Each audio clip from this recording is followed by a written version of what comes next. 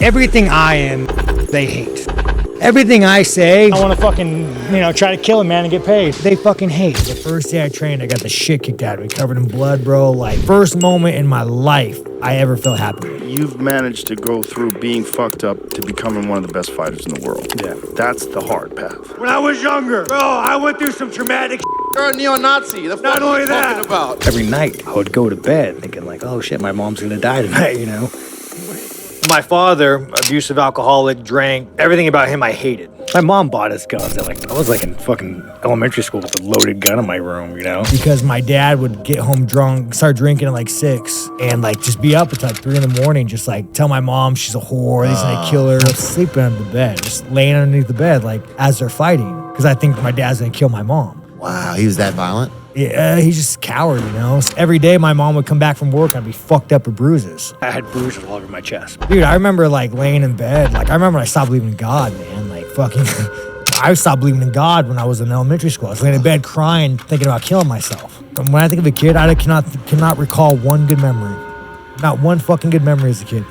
So you cannot pay me to relive my life. These are my own demons that I struggle with because I grew up in such a violent household. Both my parents worked. My dad's a piece of shit and in hell probably right now, but they made good money, but we were poor. When I was poor, man, I would struggle because after the cigarettes, the bars, and the fast food, we're fucking poor. I mean, like, find a piece of paper and you wrinkled up, you use that as fucking toilet paper. I don't go to school. I'm up till 3 in the morning. And I couldn't stay awake in school. I remember I was like in 2nd grade and I kept falling asleep at my desk. And my teacher took my desk away from me and she made me stand up. And so I'm like, fuck you. Being this little kid, I just went and fell asleep on the ground. I always had I had a teacher tell me, she looked at me, she said, Sean, you're the reason why they build prisons. Oh, Jesus Christ. Interesting childhood, a lot of repressed memories and bad dreams and shit we don't need to talk about. I mean, I wanted to fucking kill someone so bad as a kid. I'd walk around with a fucking knife just hoping I'd fucking just like, fuck, I still want to kill somebody. It just would make me feel good, So my dad gets on top of my mom and he starts fucking like strangling her, right? And he's like, I'm gonna fucking kill you tonight. So me being a little kid, I get up. I'm like, fuck, the only thing I see is the guitar. I grab the guitar, just fucking smack it over his head, grab the phone, call the cops, run up the hill. Oh my God. My mom, that dumb bitch, bails him out of jail. So I'm like 17, I come home, and my dad's sitting there, really cool 45, and he's like talking about killing himself, and I'm like, dude, Dad, dude, you should do it, man. Like, you should fucking do it. You told him to do it?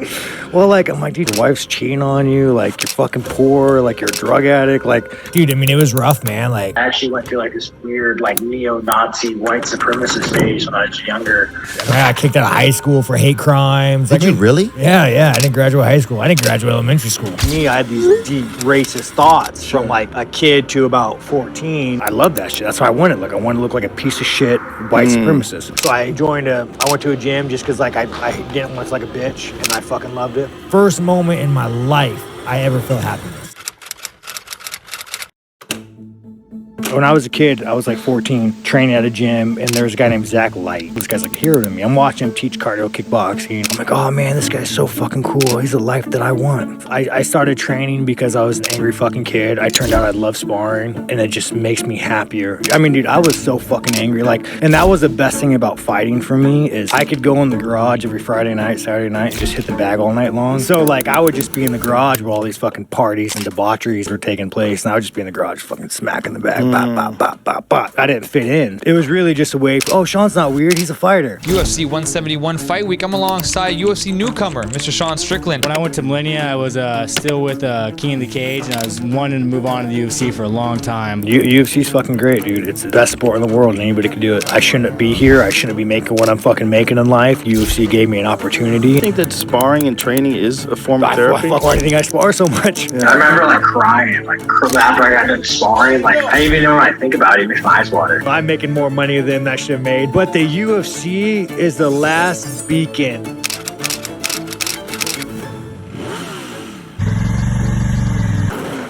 I was riding back from Kings and I got in an accident.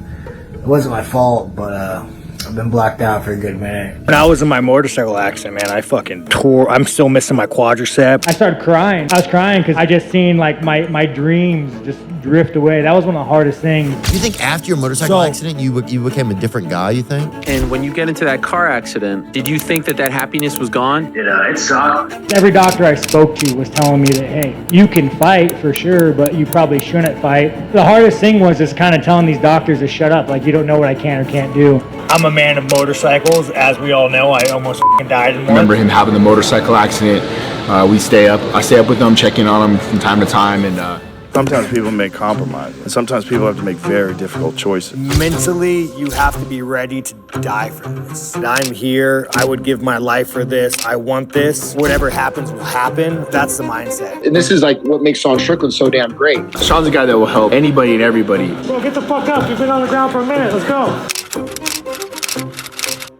I knew I was like, bro, you just can't fall. Why don't you fall? This is my first press conference. You guys are a bunch of vicious bastards. I want to go down there and punch all you fuckers in the face. Jesus Christ, you guys are mean. You just go out here right now, he's probably sparring, who knows? There's not one glory kickboxer in any weight class that I couldn't stand and bang with. You're not even a good striker, bro. Like, what is prayer? Like, dude, the only reason to do that is because you're tall, man. You're genetically gifted. He wondered aloud this week how he ever made that number. Because he's...